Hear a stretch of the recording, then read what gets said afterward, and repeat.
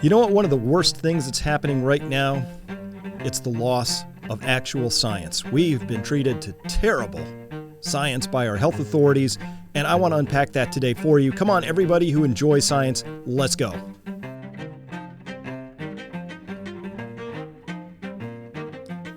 All right, welcome to episode 003 here. I'm Dr. Chris Martinson with you today. It is May 21st for me when I'm recording this, 2021. And we're going to be talking about science today, or I guess the misapplication of science. We have been abused by our health authorities, giving us what I consider to be really obviously terrible science, but they call it science. And I've had so many people tell me, oh, but Chris, I'm just following the science. And the answer is no, you're not. So let's go into some of that. But let's get some definitions, because I like to make sure we're all talking about the same thing at the same time. So over here, I pulled this right off of the NCBI, which the NIH. So this comes right off of there. And scientific principles and research practices. Look at that. In highlight, I like this part. Among the very basic principles that guide scientists, as well as many other scholars, are those expressed as respect for the integrity of knowledge, collegiality, honesty, objectivity, and openness.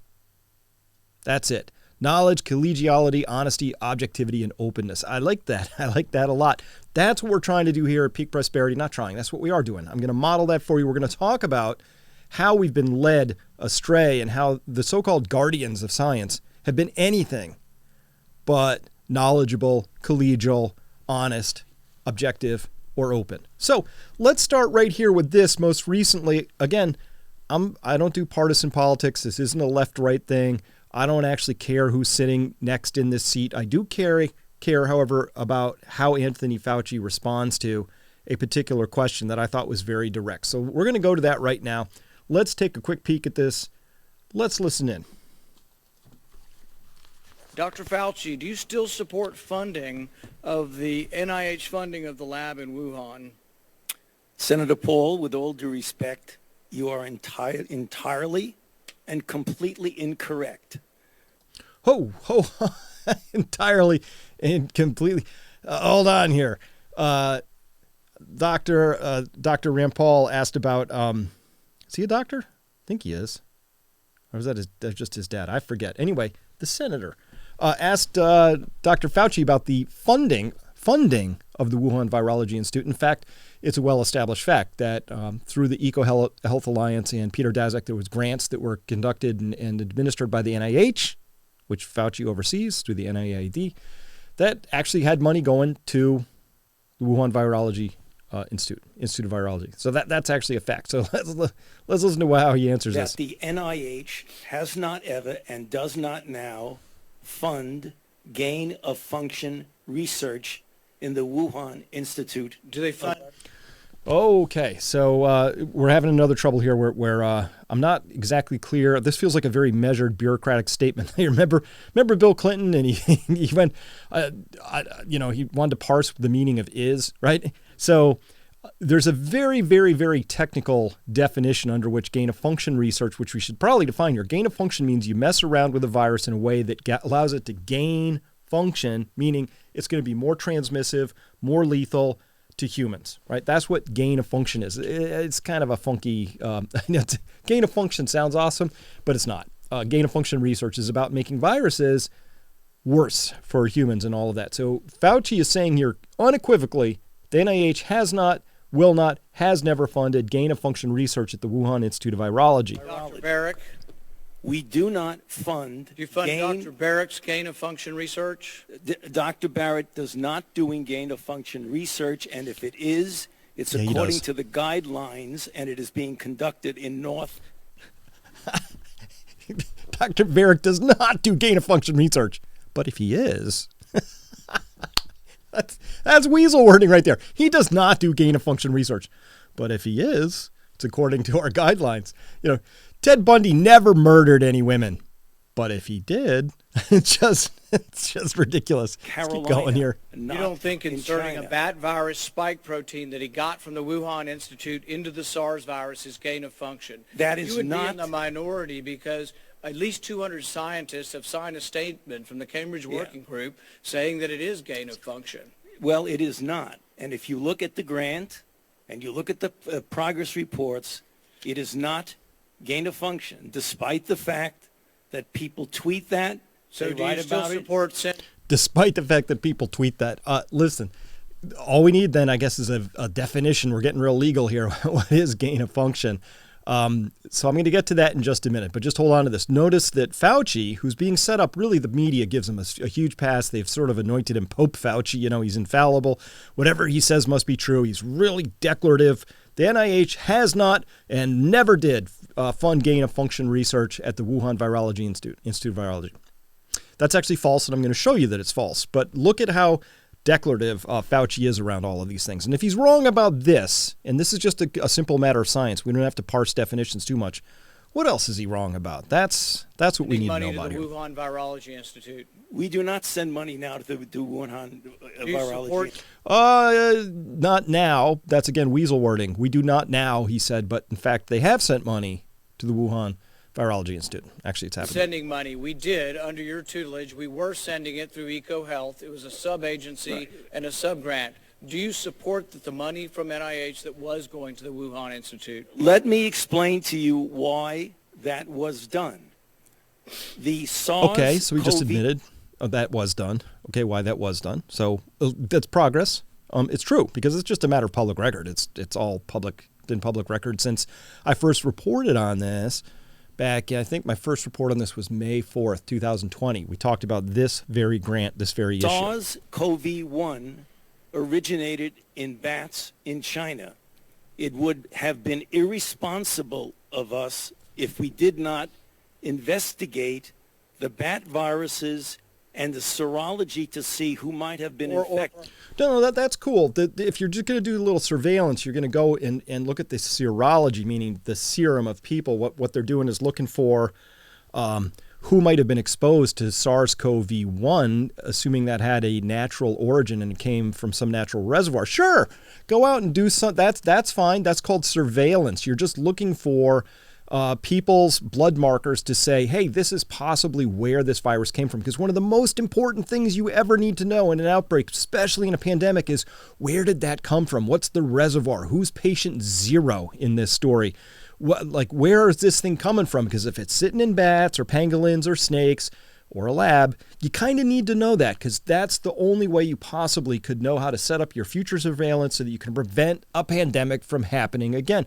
I get that. So the argument here is that all that happened with the sending of this money over to the Wuhan Institute of Virology through a grant that went to Peter Daszak's EcoHealth Alliance is that money went for surveillance, looking for the serology. That's what he's talking about. Perhaps it would be responsible to send it to the Chinese government that we may not be able to trust with this knowledge and with this incredibly dangerous viruses.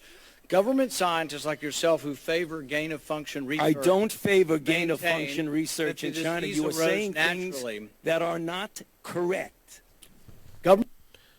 You are saying things that are not correct. Well, let's do a little fact-checking on that. Why don't we just take a quick peek on this? First up, we have this biosafety expert explains why Fauci's NIH gain-of-function testimony was demonstrably false. So this is, I'm getting my drawing tool out here.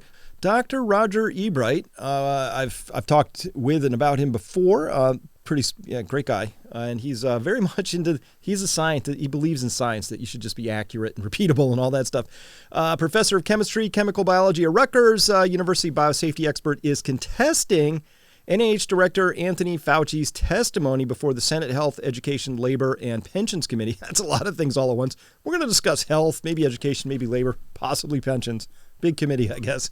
Dr. Fauci's claim, made during an exchange with Senator Rand Paul, that the NIH has not ever and does not now fund gain-of-function research in the Wuhan Institute of Virology, is demonstrably false. At least some of the NIH-funded research conducted at the WIV unequivocally qualifies as gain-of-function. That's what Ebright has said here. Carrying on here, Ebright insists that the research can be classified as gain-of-function under a number of different definitions, including those found in 2 pieces of Department of Health and Human Services guidance on the subject. That sounds authoritative enough here, I guess. The first details the Obama administration's 2004 decision to halt domestic gain-of-function research, which it defines as that which, quote, may be reasonably anticipated to confer attributes to influenza, MERS, or SARS viruses, such that the virus would have enhanced pathogenicity and or transmissibility in mammals, probably including especially humans, but mammals, via the respiratory route. But look at that, mammals. So anything that confers or reasonably is anticipated to confer attributes to either influenza, MERS, or SARS, which are both coronaviruses, such that any of these viruses would have enhanced pathogenicity and or transmissibility, either more deadly or more easy to catch, right? In mammals via the respiratory route. Okay. The second draft in 2017, as Fauci was pushing to renew government funding for gain-of-function research, and that's what Fauci was doing, provides a definition of what are called enhanced potential pandemic pathogens, PPPs, or those pathogens resulting from the enhancement of the transmissibility and or virulence of a pathogen. Now, this is stuff that Fauci knows all about, right? He's obviously been up to his eyeballs in this all the way along. So for him to say that absolutely there was no gain-of-function research going on, the WIV, none was going on. Well, but he knows that, I mean, listen, I showed you the grant a year ago that I found around the money that the NIH gave to Peter Daszak. And Peter Daszak then gave some of that money, a little over $600,000, went straight to the Wuhan Virology Institute to do things, do all kinds of things. What kind of things? Well, let's take a look. Let's look at this grant one more time. A lot of words up here. I'll let you read them as much as you want. Look at this. One among the many things that they were doing with this money that the NIH gave was creating 3 test predictions of coronavirus interspecies transmission. So that would be, I guess, between bats and pangolins and humans and mice and civets and things like that. Interspecies transmission, predictive models of host range, that is emerging potential. Okay, that's great. So it's where are these hosts hanging out? Tested experimentally using reverse genetics, pseudovirus and receptor binding assays, and virus infection experiments across a range of cell cultures from different species and, money shot time here, humanized mice. That's what they were doing here with this grant. They were taking, they were running genetics. They were taking different pieces of coronaviruses. They were splicing them back together, and they were running them both in human cell lines and in humanized mice. Those are exactly how you go about creating, or arguably having the possibility of creating here. Remember, we said, which may reasonably anticipated to confer attributes. Well, if you want to confer the attribute of the viruses having enhanced pathogenicity or transmissibility, you run them in human cell cultures and you run them in humanized mouse models. And by that, I mean what they do is they took mice specifically and they knocked out the gene that was for mouse ACE2, and they replaced that with a human ACE2 receptor gene. So now you have a little animal that has a human ACE2 receptor, and they're running coronaviruses up against that. All sorts of different ones. So that is very much the definition of gain of function. Fauci is up here in this thing saying, that wasn't, we're not doing any of that. It's like, yeah, but you are, and we're not idiots, right? We're capable of reading that and understanding that if you are running humanized mice and you are genetically splicing these little virus bits together, you're conducting gain of function research. Full stop. Don't need to be a lawyer. Don't need to be Pope Fauci to figure that one out. But that's where we are in this story right now. So at any rate, let's look at this because, when I first posted this in May of 2004, I think it was May 4th, 2020, got a lot of flack from that. Had a lot of prominent virologists say that I was engaging in conspiracy theories, that there was absolutely no doubt that this came from a natural origin. This virus couldn't have come from a lab. And I was like, how can you guys say that? Because that's not science. Remember, science is about skepticism, openness, communication, all that stuff. That's what I was worried about at the time. Was I could clearly see that if coronaviruses in Wuhan were being manipulated to create these different chimeras, meaning chimera meaning two parts, right? Different parts of different viruses, stapling them together, and then running those through cell lines and mouse models, then that's you can't rule out that this thing came from a lab. You can't do that. Maybe you could say, I think it's 99% likely that it came from a natural origin, but you can't rule it out. You just can't. And so now, look at this. We're seeing a lot of this stuff now. This came out on May 2nd. Origin of COVID following the clues. Did people or nature open Pandora's box at Wuhan? This article is asking this question. The COVID-19 pandemic has disrupted the lives world over for more than a year.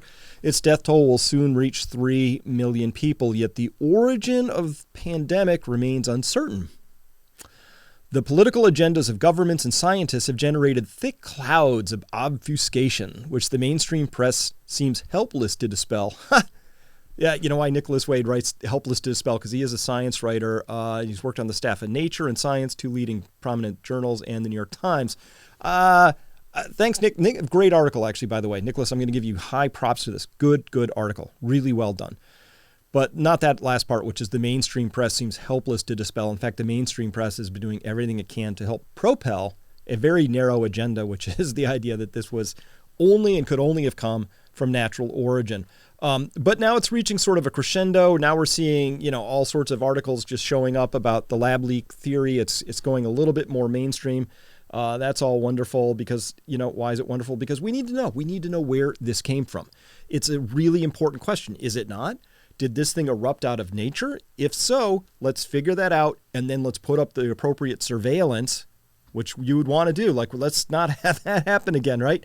But if it came from a lab, we need to know that. Not least of which is we should have a big, fat, raging discussion about why maybe we shouldn't be doing gain-of-function research. If it turns out you can't, reasonably prevent accidents, assuming this was an accident, and that's a generous assumption, I guess, but let me go with that. I want to believe it was an accident if it was. Okay, if it was an accident, then we need to know that. And if it wasn't an accident, we need to know that. But until we know those things, we can't have the proper conversation, which is maybe we humans ought to have a little more humility, and we really shouldn't be messing around with gain of function. If it turns out we can't put in appropriate biosafety level protocols that will prevent an accident from happening. And by the way, there have been bunches of lab leaks that have happened before, accidentally. And it just happens because guess what? Microbes are going to microbe. Viruses are going to virus. They're really hard to keep contained.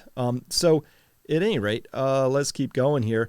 So December 2019, really, really important interview. I'm just going to take one little piece. This is an interview that was posted, taken, recorded, and posted in December of 2019. Now remember, this is before and the world knows at all about the fact that there may have been some sort of an event in Wuhan.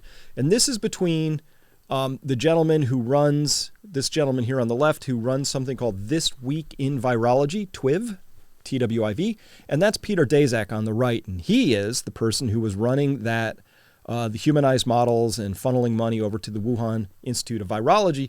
Let's listen to what this conversation, very instructive, what was being said back in December of 2019. Now remember, Anthony Fauci knows this. He knows all about this. He knows about the grants. He knows about all that. And he says declaratively there is no gain of function research happening. None.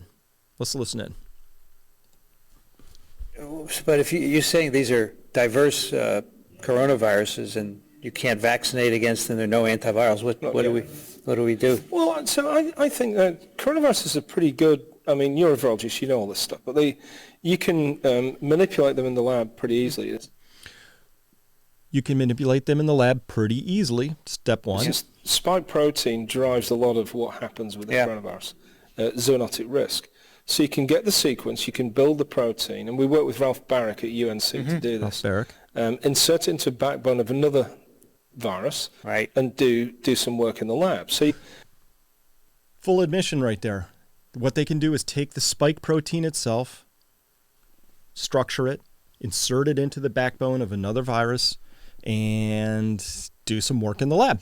I don't know, like run it through cell lines, run it through mouse models, do all of that stuff, right? Okay, so there is a full admission right there on tape that this gentleman, Peter Daszak, has been fiddling around with coronaviruses in the lab at the Wuhan Institute of Virology, and has been doing that right up to in the moments before we had the outbreak start worldwide. So I think it's a reasonable supposition for anybody, any investigative journalist, any journal, any normal human to say, I think this guy's up to his eyeballs in this story, right? You know, and one of my favorite quotes, I say it all the time, is you show me the incentive, I will show you the outcome. This is by Charlie Munger, a Charlie Munger quote. Charlie, of course, being the right-hand man of Warren Buffett. I love this quote because incentives, as long as you know the incentive structure, you know a lot of things. And of course, investigators know this. Police detective, if they're investigating a domestic violence case and one of the two people in that household has a black eye and the other one has a busted up set of knuckles, they're probably going to separate them and probably discount the story of the person with the knuckles, just busted knuckles, just a little tiny bit. You know what I'm saying? Like they understand that that person might have an incentive to not maybe be totally truthful in this story. All right. So I want to go to a really monumentally embarrassing thing, which continues, and it's still up. And this is in the Lancet. Now, remember, the Lancet is the premier, preeminent British journal of all things medicine that has just been horrible through this whole coronavirus experience, blocking research and refusing to publish things that had shown, I think, very promising ways of managing COVID, and then promoting other stuff that turned out to be completely false. Remember the Surgisphere thing where they had totally falsified data and the Lancet ran it and didn't even retract it. They waited for the authors to retract it on their own, the two that... Anyway, they didn't seem to learn from all that, but this is still up on their website. And this, first up, we have to notice something. This came out in February 19th of 2020. So this is early in the pandemic. It had only been like 5 days earlier that the WHO had even come forward and named this thing as COVID-19, right? So this is really early on. Ostensibly, the world doesn't know a lot about what's going on here yet. And this thing reads, statement in support of the scientists, public health professionals, and medical professionals of China combating COVID-19. So this is a statement in support of certain individuals in China, scientists, public health professionals, medical professionals. So why would Chinese scientists, health professionals, and medical professionals, what kind of support would they need way back in February of 2020 before the world had even cottoned on to this? Remember, February, we were still reading articles in the New York Times, Washington Post, LA Times, all of the rest. They're saying it's just the flu, bro. Remember that? They're like, oh, this is no worse than the flu. That's where we were. So what kind of statement needs to be made in support here of the scientists and people, medical professionals in China? What kind of statement? So this statement right here. By the way, let me point out a couple other things. A lot of names on here, right? There's a lot of names. These are all the scientists who said that they're going to sign their names to this particular thing. But we have to just look at one name in here in particular. And let me see, where is it? It's Peter Daszak right here, Peter Daszak, right? That's, of course, this gentleman here who's talking about, hey, we monkey around with these things, coronaviruses. Yeah, we just chimerize them, take chunks of the spike protein, and we do things to them in the lab. And now, 5 days after COVID-19 gets named by the WHO as COVID-19, he comes out and signs this letter here with a bunch of others, 20 total names on there. And here's the statement. It says, we sign this statement in solidarity with all scientists and health professionals in China. So again, Chinese people need a lot of support from these folks, I guess, who continue to save lives and protect global health during the challenge of the COVID-19 outbreak. Okay. We're all in this together with our Chinese counterparts in the forefront against this new viral threat. Get this. The rapid, open, and transparent sharing of data on this outbreak is now being threatened by rumors and misinformation around its origins. We stand together to strongly condemn conspiracy theories suggesting that COVID-19 does not have a natural origin. Let me just make sure that we understand this. Okay, I lost my... Okay. It says right here, we stand together. Conspiracy theories. So they've already decided that anything that suggests this does not have a natural origin, which means suggesting it does have a lab origin, is a conspiracy theory. They've thrown it down and they've declared that. Now, That's a pretty strong statement. Like, to do that, you have to be 100% sure that this has a natural origin. Of course, the only way you can do that is if you have patient 0 and the host itself, and you've identified the exact sequence of SARS-CoV-2 in a natural reservoir. Had that been done by that point in time? No, still hasn't been done. They haven't found any natural reservoir. In fact, it's kind of weird. This thing has the backbone of a bat virus, but it seems to have the receptor binding domain from the spike protein of a pangolin. Looks like kind of like a chimera. It's kind of weird. But look at this. This group was standing together. They say, we stand together to strongly condemn conspiracy theories suggesting that COVID-19 does not have a natural origin. And of course, there are editors at this place called The Lancet who should have gone back when they said, cool letter, dudes and dudettes. Tell us about your ability to make such a declarative statement. Show us the data that you have. That's how letters like this ought to be vetted. No such thing happened as far as I know because they printed it, right? And so they say, they're carrying on, they say scientists, very, very declarative here, from multiple countries have published and analyzed genomes of the causative agent, severe acute respiratory syndrome coronavirus 2 or SARS-CoV-2, and they overwhelmingly conclude that this coronavirus originated in wildlife. References 3, 4, 5, 6, 7, 8, 9, 10. Look at all those references. It's so authoritative, right? And so that's it. Scientists from multiple countries we're all in agreement. Had to have come from a natural origin, right? But remember, you show me the incentive, I'll show you the outcome. I would think this guy would be pretty incentivized to want this to come from a natural origin. And listen, fine, Peter, go out and show us that that's the case. I understand your motivation for very much wanting this not to have come from a lab where, you were doing some stuff in that lab around that looked like and smelled like gain of function stuff, right? So at any rate, let me see, where am I here? I am right.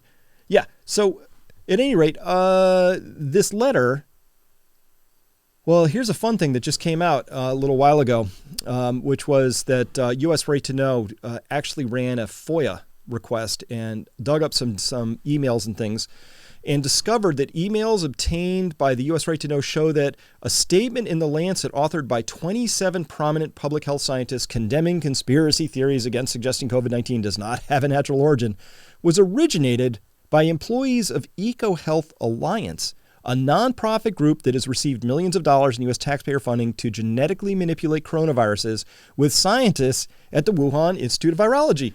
The emails obtained via public health records requests show that EcoHealth Alliance President Peter Daszak drafted the Lancet statement and that he intended it to, quote, not be identifiable as coming from any one organization or person, meaning me and my organization, right?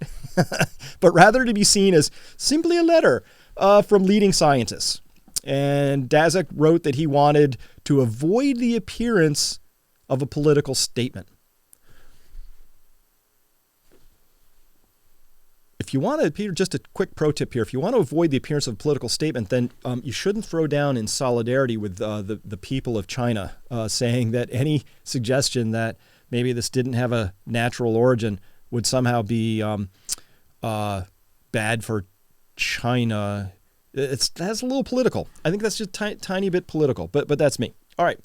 At any rate, so you know what, though? You heard Peter talk about in that little clip, you mentioned the name Ralph Baric. And Ralph Baric is a leading virologist operating out of the UNC at Chapel Hill. And Ralph Baric obviously does gain of function research, even according to the testimony of Fauci. Interestingly, in Science, very recently we have a letter to investigate the origins of COVID-19. And in there includes this name, Ralph Baric. So Ralph is throwing down saying, hey, we should really investigate the origin of this thing a little bit more. A lot of scientists now are weighing in. I think over 200 total signed this, but you can see here, you read down, these are very prominent people all down this list right here, coming from all sorts of different very prominent places. So they're saying, hey, we should really look into where this thing came from, because there's open question. Now it's okay. Now it's okay for whatever reason to say, where did this thing come from? Maybe we should know. And so reading from this Science letter, it says in May 2020, the World Health Assembly requested that the World Health Organization Director General work closely with partners to determine the origins of SARS-CoV-2. Yeah, they should. The WHO was supposed to go over to China and find out where'd this thing come from, and they're working with partners to do that. What kind of partners? At any rate, although let's, where'd it go? Lost my thing. Oh yeah, here it is. It says, although there were no findings in clear support of either a natural spillover or a lab accident, the team assessed a zoonotic spillover from an intermediate host as likely to very likely, and a laboratory incident as extremely unlikely. So the WHO assembles a team, sends them over. That's what they conclude. Very unlikely, extremely unlikely this came from a lab. Furthermore, the two theories were not given balanced consideration. Only 4 of the 313 pages of the final report and its annexes addressed the possibility of a laboratory accident. Only 4 of the 313 pages. So you can kind of see they kind of gave it a little short shrift. They didn't really they didn't look into it too hard. They just didn't do that too much. Again, you show me the incentive, I'll show you the outcome. So in its infinite wisdom, we would have to ask, who did the WHO, who did they put in there? So we'll look at that in just a second. So let me see. They say here, we must take hypotheses about both natural and laboratory spillover seriously until we have sufficient data. A proper investigation should be transparent, objective, data-driven, inclusive of broad expertise, subject to independent oversight, and research laboratories alike need to open their records to the public and be responsibly managed to minimize the impact of conflicts of interest. A proper investigation should be transparent, objective, data-driven, inclusive of broad expertise, subject to independent oversight, and responsibly managed to minimize the impact or the appearance of conflicts of interest. What conflicts of interest could there be? I think we were just talking about some of those. Conflicts of interest might be, hey, I'm on record saying we're dabbling, doing chimerized, humanized mouse experiments with this thing that just erupted and sort of destroyed the world. And you might imagine reasonably that person who might have a conflict of interest, and that would not be somebody you would want sort of at the forefront of that investigation. Remember my thing about the knuckles and the domestic abuse? So on that end, though, the WHO did assemble a team. And you want to know who's the head of that team? Who's leading that delegation to China? Who led that and authored the report? You want to know? Any guesses? That's right, Peter Daszak. Obvious natural choice for somebody that you'd want to put at the head of the crew to go and ask the question of China, your partners, who you've just defended in a research letter way back in February of 2020. You'd want that person to be investigating the natural versus lab origin theories. So that's again where I lose faith in these institutions and organizations. But it was pretty comprehensive. Remember I said there were all these leading virologists way back at the time who said declaratively, way back, not a chance this thing is anything other than a natural origin. This was Michael Osterholm on Joe Rogan saying here, man-made diseases. That's exactly, look, we scientists, we could not have crafted a virus like this to do what it's doing. We don't have the creative imagination or skill set. Actually, we do. It's very well known that we do, meaning we have the capability of creating these viruses from soup to nuts, start to scratch. You can do it either with signatures that will show that it was created in a lab, or you can do it without those signatures. Totally known, and I've got all the data and all the statements by leading virologists to prove that's true. It's just the case. But this is Michael Osterholm. He's not nobody. He's an American epidemiologist. He's Regents Professor, Director of the Center for Infectious Disease Research and Policy at the University of Minnesota. Very powerful position. And on November 9th, he was named a member of President-elect Joe Biden's COVID-19 advisory board. And here he is on record saying there's not a chance that this thing came from a lab. Must come from nature. And so this was just sort of the environment we were dealing with about a year ago. And now it's softening up. Now people are starting to ask that question. So at any rate, way back a year ago, it was completely obvious to me that you couldn't definitively rule in or out either the lab theory or the natural theory. You just couldn't. Scientifically speaking, you couldn't. But we had prominent scientists like this guy saying all the time that you could rule it in or out. You can say definitively, based on what we know about this virus, there's no way we could have created it. It's a little bit weasel wording. I know what he was getting at there is like, we humans, meaning we probably couldn't punch this into a set of things we wanted this virus to do into a computer and have it predict an algorithm for what the basis should look like in the RNA sequence. True. But what you can do is you can take known operative spike proteins, known backbones, chimerize them, staple them together, and put them through humanized mouse lines and other cell lines, and you can actually let nature or big giant combinatorial mathematics of viral replication do the work for you. That's what they do. You just let nature do it. And so then we don't have to be smart enough to figure out a virus like this. We let nature figure it out. You know, trillions and quadrillions of copies of viruses are passed and created each time you push it through a mouse model and or a cell line in a cell culture. And then over time, you select for the characteristics you want and nature creates it. So I know what he was going at here, but it was very disingenuous at best to go through that. All right.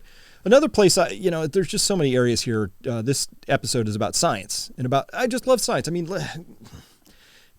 can't we just have logic and reason? Can't we have 1 + 1 = 2 all the time? Now, in the prior episode 2, I talked about how we all of a sudden had the director of the CDC coming forward and talking about the distinction of died of COVID versus died with COVID. I need to talk about that again. And, oh, by the way, quick correction. I made a mistake in that where I said that there was the AstraZeneca jab was just one. I was talking about Eric Clapton's experience. In fact, many of you pointed out, in fact, that's a 2-shot series. So I just want to correct that publicly here. But let's look now at this weekly excess deaths from the CDC. I mean, the story right now is that 570,000 Americans have died. And so, hey, Liv, let's go full frame on this for a while. Cool, thanks. So what we're looking at here is total deaths in the United States on a weekly basis. This is a scale over here that goes, from 40,000, 50,000, 60,000. So on average, it looks like the United States average is like 50, 60, 70,000 deaths per week. And you see it's got that sort of, these look like waves coming across the top of this thing. And so there's a seasonality to all of this. This top line here, this solid sort of orangey line here, that's if you pierce that line with observed deaths, you've exceeded what they call their baseline for excess deaths. So if you get above that, they're going to say, wow, we have some excess deaths. We see some appearing back here in 2019 and 18 around flu season. So anytime you get these little death bars poking their head, they're little blue bars above that orangey line, you get those little red plus signs there and it says, yeah, we had excess deaths. Now, we see back here, COVID clearly poking its head above this line, and they're saying everything we're going to count above this line, we're going to call all of those excess deaths from COVID. Now, normally I wouldn't really have a problem with that, but I want to make sure that we're counting apples with oranges. So let me show you something on this chart where I go, what is going on here? The first thing is I've put a solid dotted line on the peaks. This is the peaks of this rhythmic death count. You see these peaks of the expected deaths goes up, goes up, goes up. What you see here in charting terms would be called a series of higher highs. This high point is lower than this high point, which is higher, okay? And then this point is higher. And we would expect that to see a series of higher highs in this data. Why? Well, because the population of the United States is growing, and demographically, it's aging. So it kind of makes sense that each succeeding year you would expect to see more deaths. And we see that in 2018 and 19 and early into 2020, but then 17, 18, 19. But then we get into 2020. Mysteriously, I want you to notice here that they said their expected death count here is, look at this here. See, it's less right there where that yellow piece is right there. Look at that. The line is way under what we would have expected to see. If we had a series of higher highs, we would have expected this orange line to be way up here somewhere, right up around there. Similarly, look at the higher lows. So this is a low here, here's a higher low, here's a higher low. And so we would have expected this line here to be way up around there. So what's happening here? How is it that the CDC expected that there would be fewer deaths in 2020? Now, why is that important? Well, because what they're saying are excess deaths are excess above expected deaths. If your expected deaths if you ramp that line down, if you push your expected death line down, naturally your excess death count goes up higher. So I don't have any good explanation for this. I haven't been able to find any good explanation for why the CDC would have expected both the highs and the lows of the 2020 deaths to have been less than you would have expected from just drawing simple trend lines where you see higher highs and higher lows. So let me see if I can correct that a little bit, and we'll get into that. So, I'm going to zoom in on this. Here's another way to look at this. What we're looking at here is just a chart where we're seeing the upper bound. So this is expected deaths again in this solid orange line. And then anything in green is sort of what they would have expected deaths to be. And blue, they're calling those COVID deaths. You add all those little blue lines up there, you come up with 500 and some odd thousand deaths. All right. But again, we can notice here that problem of where are the higher highs and higher lows. And if we just filled in the expectation of what we would have seen, I drew in this, see this little green line right here? I drew this in here, starting there. And I drew it in, and it's got a peak about here. And I made a higher low as well, and they touch these lines, these solid lines I drew in. That means that all of these deaths that have been recorded as part of COVID under here, these don't belong in here, according to this method. And again, look, there might be perfectly good reasons for this, but there's no transparency, there's no explanation around this. This is just science. So if you're going to, as the CDC, change your methodology for why you would expect fewer deaths in 2020, then I think what you really got to do is you got to explain that. And you've got to tell people why that is. But they don't. They just nudged the expected death line down, had more unexpected deaths as a consequence, reported all of those as COVID, and here we are. Why is this important? Because epidemiologically, you need to know. You need the base data. You have to understand what the true state of deaths were, who was dying, why were they dying. We can parse through that data again, understand, serologically, did these people have less vitamin D in their systems? What was the role of zinc, selenium, any of these other things? Like, to really understand what we were facing from a pandemic, you got to have accurate data. So this is where it all starts. I'm not saying there weren't excess deaths from COVID. I'm just saying I'm disputing the way they were recorded and cataloged because they changed the methodology on these halfway through the process. All right. So I can make a prediction off of this. The first, I have a hypothesis. I got a deduction from that and then a prediction. First, the hypothesis here is that many infirm people who were close to the end of their lives had their deaths hastened by COVID. So we know all these people had comorbidities. They were elderly. They were in nursing homes. They already had several things wrong with them. COVID comes along as just one too many straws on the camel's back, and these people died. The deduction you can take from that idea is that those people who have already died, those people have already died, all the people with all those comorbidities who are already elderly, and therefore they won't be contributing to future death counts. And so the prediction is that future death counts will actually be reduced because of COVID. So this helps us to frame. So if somebody died from COVID who otherwise wouldn't have died, had a very long life in front of them, that's still tragic, but it's a different form of a tragedy than a very young person who has a lot of life ahead of them dying from COVID, not of COVID, not with, right? I guess is what we're looking at here. So that's the prediction set. Oh, hey, interesting headline just came out the other day. They said death rate in England is the lowest since records began. Just 851.2 people per 100,000 died last month. Lowest figure since the ONS started recording mortality rates in 2001. We're going to see more headlines like this. That's a prediction. Could be wrong, but this is how science works. I have a hypothesis. We have a deduction from that, and therefore we can make a prediction. So I think we're going to see more and more of this as we go on.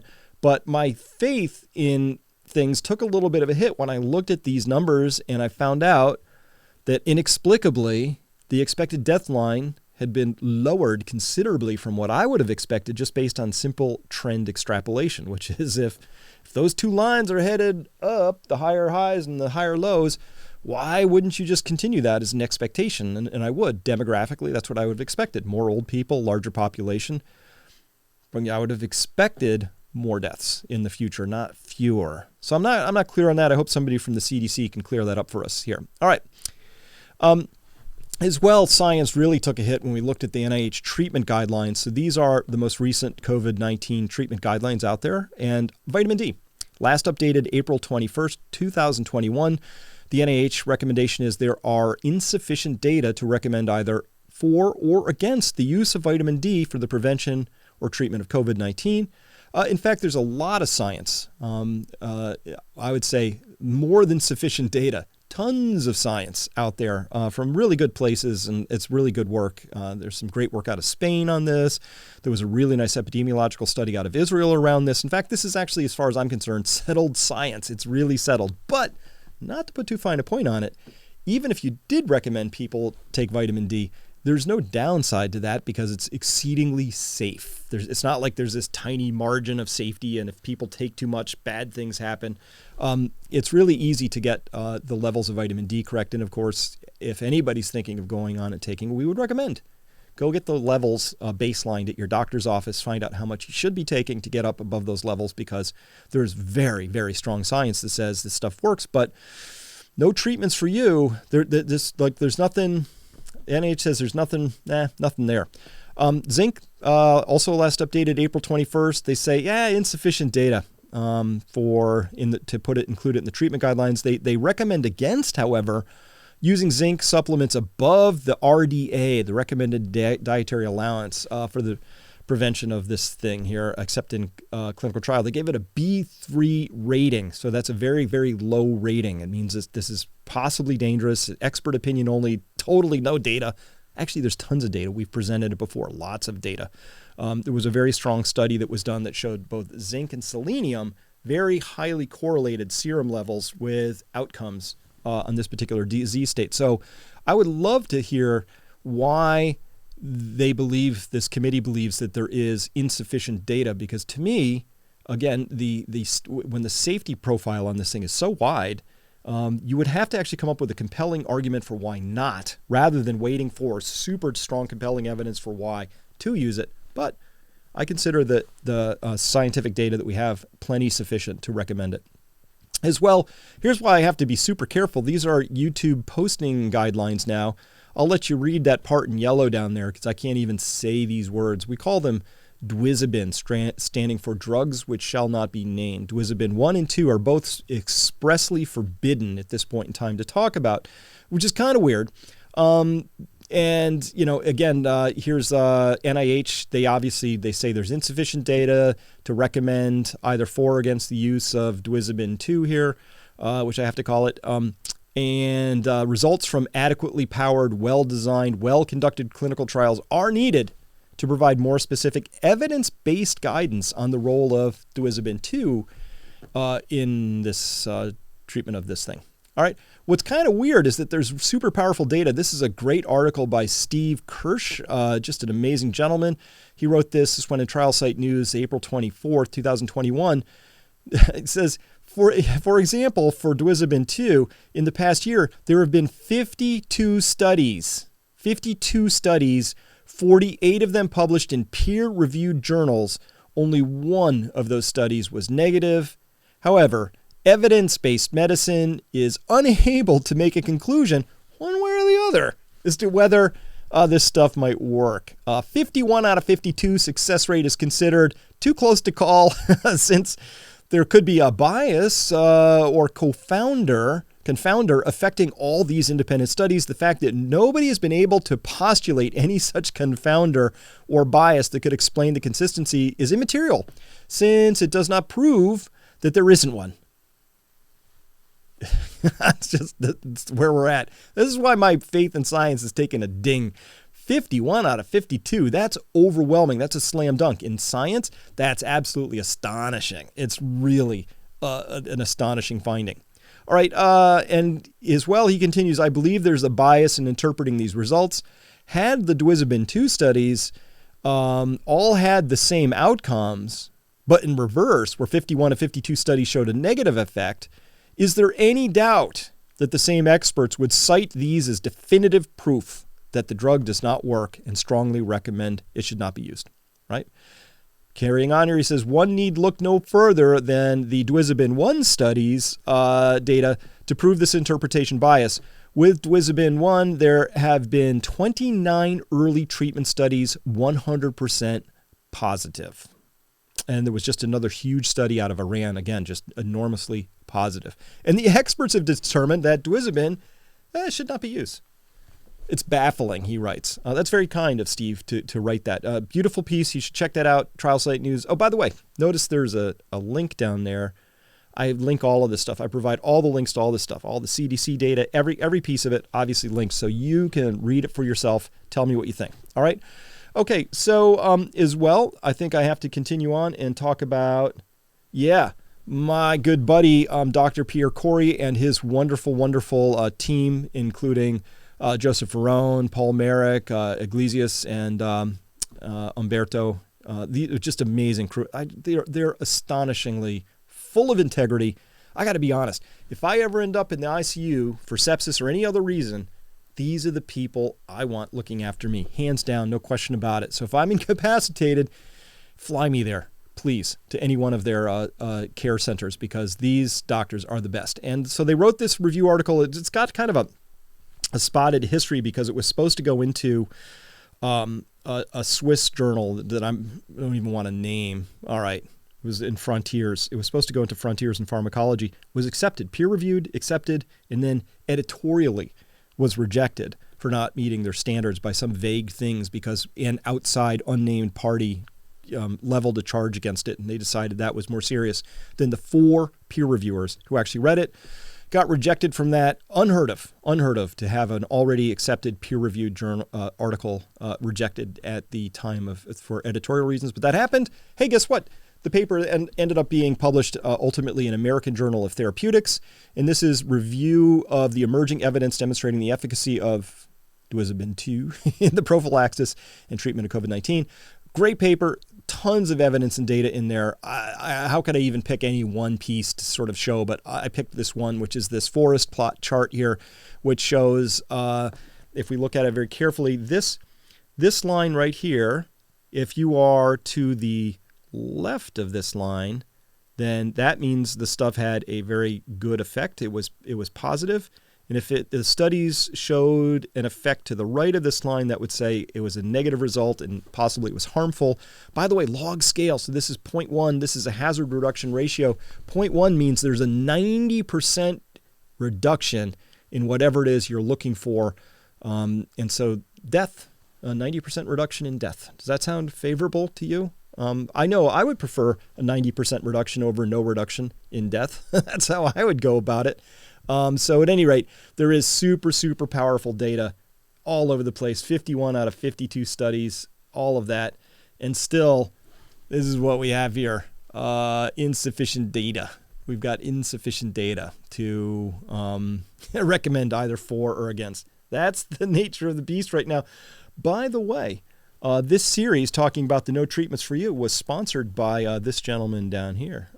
Very much thank you for your sponsorship. Appreciate that. For those of you who don't know, that's the soup guy from Seinfeld. Remember? No soup for you, right? So at any rate, no treatments for you. Think about the state of medical nihilism you live in, where known solid science repeatedly 51 out of 52 times says something is valuable, beneficial, and could save your life, if not prevent people from suffering long-term effects. And you live within a system where the medical establishment says, not for you. You don't get that. We don't agree with that. For whatever sets of reasons, I'm not going to speculate about that, but it's anti-science. And every time we have these things, whether it's fudging the numbers, whether it's declaratively saying that this thing couldn't have come from a lab, whether it's saying we don't have enough evidence to provide these treatments for you, this is all a form of abuse of science and the scientific method and principles, and it serves to erode people's confidence and faith in the system, in each other, in the larger system in which we live, and in my case, my sense of hope for the future, because we got some really complicated things we're going to have to get through in the next 10 or 20 years, right? Got climate change, disappearing soils. We might have to retool our entire energy infrastructure. These things are going to be hard, right? Hard. And I'm here to say that this is easy data. This is easy. If we can't do easy, how are we going to do hard, right? Well, that's actually the challenge that we're up against. And because I think it's pretty obvious that we can't do the easy stuff, so we're going to have a hard time with the hard stuff. That's why I keep telling people you got to plant a garden. There's a whole reason why I think this is the case, if you want to understand why I think you should plant a garden more deeply, there's obviously Duizabin 1, Duizabin 2. There's things I can't say out here in public anymore. So if you like that stuff, you like the data, all that, just come on by Peak Prosperity. We got no censorship going on there. Full-throated conversations. You can learn how we think. This is how I'm training how I think and how I look at things. You join the tribe. That's awesome. All right. For today, our conclusions are. I'm gonna have to. Let me just take this so it's not hidden. There we go. Science, it's not being practiced. It's not being practiced right now, followed or promoted by U.S. or even global health authorities. That's a problem. That erodes confidence in all sorts of things. Science is taken on tones of religiosity in the United States. People say they're following the science, but in fact, they're following the unfounded assertions of personalities. We're not following the science at this point in time. Fauci said, I hear that all the time, but Fauci said, like, dude, that guy he's not exactly being forthright with a bunch of stuff. And I showed you some of that today. And the costs of not following the science, these are enormous. They're really big. The economy's been damaged. Lives and livelihoods have been diminished and damaged. We have loss of faith in our institutions. We have a diminished sense of togetherness through this whole thing. It's really awful. We should have been following the science. And science is a process. Open inquiry and exploration of the ideas. That's what we really should have been doing. And so that's, to me, the worst part. Trust has been lost in this particular case. And so that's the part I condemn the most, is that the political interests, the economic interests, whatever those interests are of the people who've been doing the prevaricating, the lying, the fibbing, the parsing of overly narrow parsing of like gain of function. No, we don't do that. We just help these viruses get better at infecting mammals. Come on, stop with that stuff already. So that loss of trust, that's what I decry here. I think it's time for the scientific method to come back. It's possible. In the absence of that happening in the national conversation, that's why we're having it here. And so we're going to keep doing that. Increasingly, though, you're going to find that over at my website, Peak Prosperity. Come on by, check it out there. If you want to discuss anything we talked about here today, go on back over to that website, Peak Prosperity, and you'll find us having really awesome conversations in response to the one we had last week. Amazing stuff where people were parsing through the numbers, the data, looking at really, truly, what are the risks, the overall risks of COVID in various age groups, by sex, stratifying by comorbidities, doing all this incredible stuff that, honestly, why are we doing it? Yeah, because nobody else is, right? It's not happening out there amongst our authorities. So that's it. That's all I have for you today. Thank you so much for listening, because we're talking about something I care passionately about, which is logic, open, curious inquiry of the data, wherever that information may lead us, because that, my friends, is science.